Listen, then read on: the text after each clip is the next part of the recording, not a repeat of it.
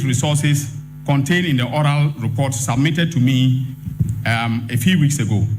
In view of the fact that these matters are still under investigation, I will not go into the details as I have done with, the case of Addo'S.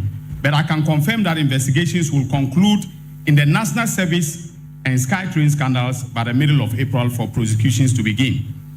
In the National Service scandal, 8 suspects have been interrogated, and a good number of them have started singing.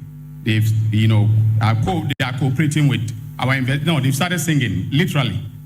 Yeah? So we will give you details of their songs at the appropriate time. In view of the fact that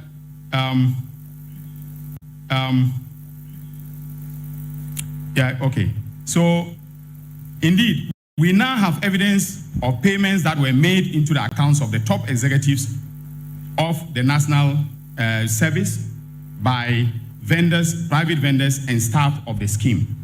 We also have evidence that in November 2024, and listen to this carefully, the CEO of the National Service Scheme and others paid a Ghanaian MP to kill the story in the media and to defend them. Now, this is a developing story, and more will come out very soon. In respect of SkyTrain, we can confirm that the $2 million was paid at the request of the chairman of the board of directors of the Ghana Infrastructure Investment Fund, that is GIIF, Prof.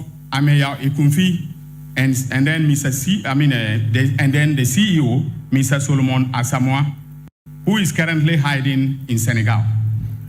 We tracked him first and noticed that he was in South Africa. So he left Ghana somewhere around February 2nd, the 2nd of February, to South Africa. So we were monitoring him in South Africa. And then he left South Africa and is now in Senegal. When we contacted him, he told us that he will not come to Ghana until I think, he didn't say April, 3 months from now.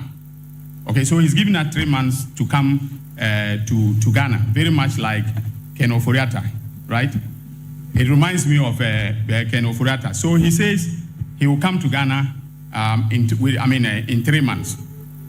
So we are patiently waiting for him. If he wants to be tried in absentia, that is his choice to make. But we have the prosecutorial authority to, prosecute him to court in order to meet the 48-hour constitutional threshold, maybe likely today. On the rates, on so-called rates, you see, the MPP is a unique group of individuals.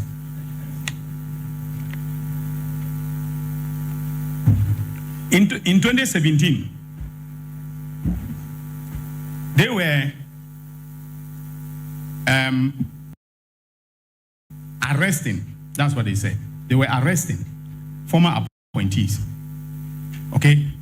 So I told you here that policemen came to my house with guns. If that is not okay.